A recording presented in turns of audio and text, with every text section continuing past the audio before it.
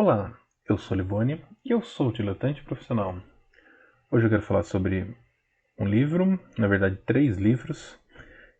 Um Q84 do Murakami. Quem acompanha o canal, o podcast, sabe que eu sou muito fã do Murakami. Já tem dois vídeos aí sobre ele no canal, um com um livro que é o Incolor Escuro, que eu recomendo para quem nunca leu Murakami, e o outro que é As Crônicas do Pássaro de Cordas, que é um dos livros dele que eu mais gostei. Um que 84 eu vou confessar que eu acho que era um livro que eu sempre pensei que eu não queria ler, porque são três livros gigantes de, sei lá, mais de 400 páginas, e eu não gosto muito de histórias longas, eu gosto de histórias curtas, eu gosto que não é exatamente o que o Murakami faz, né? Então tem que abrir uma exceção para o Murakami. Mas entramos aí na pandemia, estávamos aí, o livro estava aqui, então vamos lá, né? E, puta, o Murakami ele tem uma habilidade que é muito impressionante, que assim, a escrita dele é muito envolvente. São três livros, mais de 400 páginas cada um, acho que bem mais de 400 páginas cada um.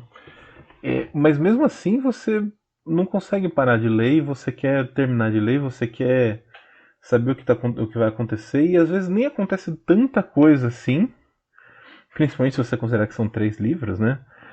É, mas ele escreve de um jeito que ele vai te amarrando, ele vai te deixando intrigado, envolvido, apaixonado por aqueles personagens, pelas situações, querendo não só saber a história em si, o que acontece, mas querendo acompanhar a vida daqueles personagens.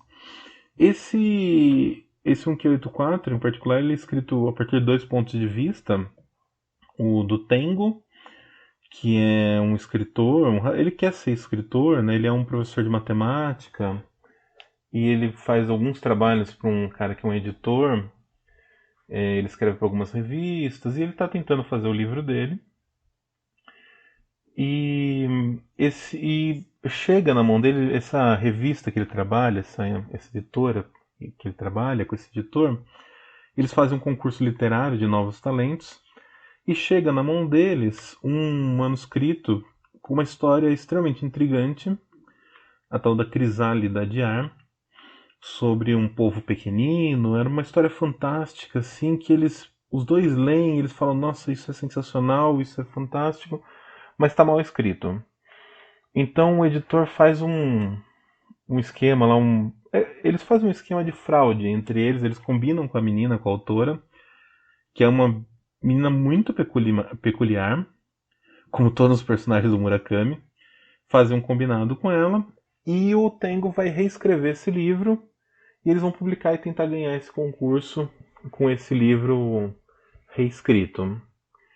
E o outro ponto de vista da história é a Umami, que ela tem uma profissão peculiar, ela tem uma habilidade peculiar, e a história dela é bem assim, é, não sinistra, mas é a história mais pesada assim do livro, mais complexa assim. E a história dos dois vão se encontrar, vai se intercruzar em algum momento. Eles vão tendo pontos de tangência ao longo do livro. E,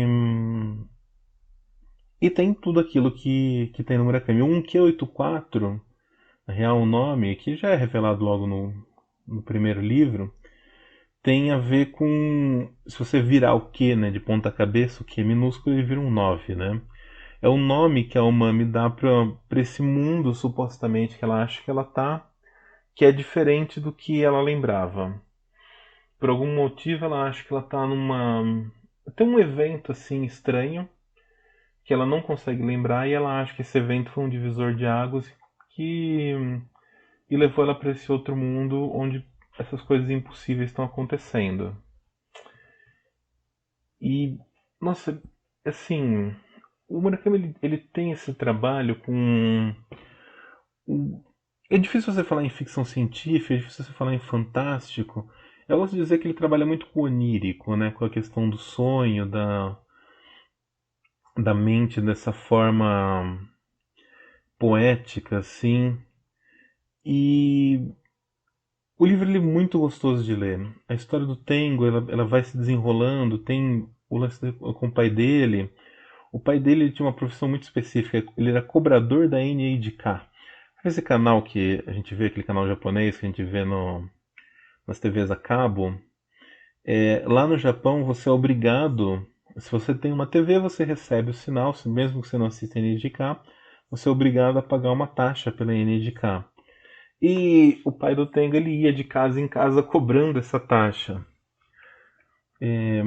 Como nos vários outros livros do Murakami, tem um pouco de história do Japão, né, que está meio relacionada ao pai dele, assim, e eu acho que eu não sei se é uma obsessão de todo historiador japonês, mas talvez seja uma obsessão do Murakami, a fase é, da, em que o Japão está colonizando a Manchúria, né, e depois a Guerra da Manchúria, são questões que aparecem em praticamente todos os livros dele, de uma forma ou outra, no que 1P84 não é diferente. E, enfim, é muito difícil explicar ou tentar entrar em detalhes, porque o livro ele vai se desdobrando. O livro que o Tengo trabalha, ele publica, ele tem um envolvimento com uma sociedade secreta que existe no Japão, que acaba começando a perseguir ele e também a Omami. E eles estão interligados por essa sociedade, pela menina que escreveu o livro, pelo tal do povo pequenino. E dentro do livro tem uma história muito legal que é A Cidade dos Gatos, que o Tengo lê esse conto dentro do livro e isso faz uma parte da história dele, né, de ir para a Cidade dos Gatos, não conseguir voltar da Cidade dos Gatos. É muito, muito assim interessante e tem cenas muito opressivas e tem cenas muito perturbadoras e, e pouca coisa acontece. É muito engraçado que com tudo isso você vai ver que você vai ter talvez um livro inteiro onde dois personagens praticamente não saem de casa, ficam sozinhos em casa. Então, é um livro muito perturbador, muito peculiar, muito interessante. Parece assustador no primeiro momento pelo tamanho, mas é muito legal. Se você já leu alguma coisa do Murakami, você sabe o que você está esperando e você vai se apaixonar e você vai ler do começo ao fim e já compra logo os 3 livros, porque não adianta comprar um que você vai querer ver o outro e eles vão mais rápido do que a gente pensa, que a gente espera. Porque é muito, muito intenso. O último livro, em específico, ele tem 3 pontos de vista. Tem um senhorzinho que ele entra na história tangencial ao Tengo e ao Mami e tem o ponto de vista dele.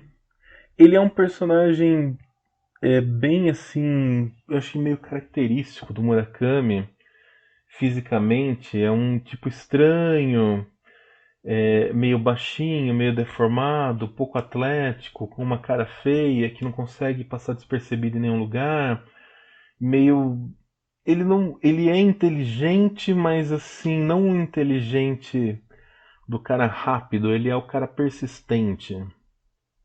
Esse tipo de personagem aparece em vários livros do Murakami, como aquele cara meio pegajoso, ardiloso, que ninguém gosta, mas que ele aparece, ele consegue, pela persistência dele, resolver algumas coisas para algumas pessoas.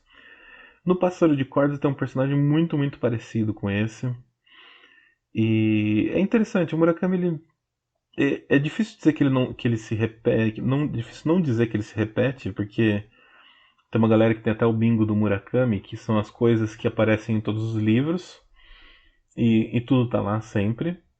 Mas mesmo ele se repetindo, mesmo sendo coisas parecidas, sendo coisas naquele estilo que você reconhece com facilidade, sempre é encantador, sempre é gostoso de ler, sempre é assim, Não adianta, quem gosta de Murakami vira devoto de Murakami e não tem muito como não ler e não gostar e não se apaixonar. Então, se você tá procurando um livro aí para se dedicar por um tempo, ou se você já gostava de Murakami e tinha algum medo de ler, vai para um Q84, vai sem medo, que é muito bom. Talvez não seja, assim, eles falam que a obra máxima de Murakami, a obra mais ousada, mas é pelo tamanho, pela estrutura, por todas as questões abordadas. Assim, eu continuo, se você me falar assim, qual o livro que você mais gostou dele, continua sendo Pássaro de Cordas. Mas o Q84 é um puta livro. São três putas livros, né? Bem legais. Então é isso. Se você já leu, se você gosta do Murakami, deixe aí nos comentários. E se você está ouvindo isso no podcast, tem os comentários lá no YouTube. Ou me manda um e-mail, enfim, o que você quiser. Então é isso. Até mais. Falou.